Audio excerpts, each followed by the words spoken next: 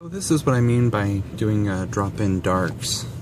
The idea is that you start in by basically wetting all of the areas you want to be dark so that they're saturated and have a film. And that's the key thing, is it does have to have a film on it. Once you've done that, you come over here, you grab some of your ink. So I've got some ink here.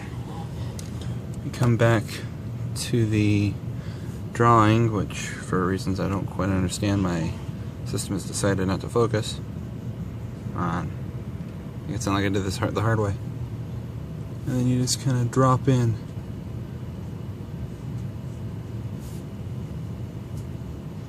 And since the ink will run by way of surface tension along the path of the film, you can use it to establish kind of a stylized non-uniform coloring without having to interfere with the areas in question.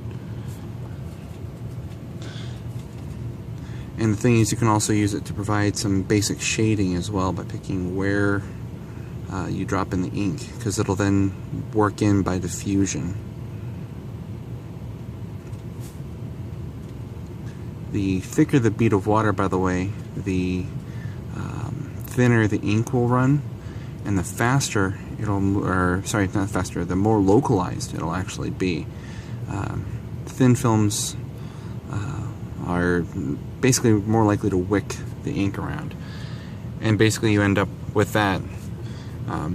I touched the border a little bit with my brush, so it kind of wasn't as nice as I would have liked, but basically this establishes where your darks are going to be as opposed to your lights, and assuming you're not silly about how you do things like I'm being, because I'm trying to be quick for this video, it becomes pretty straightforward to actually fill an area very quickly.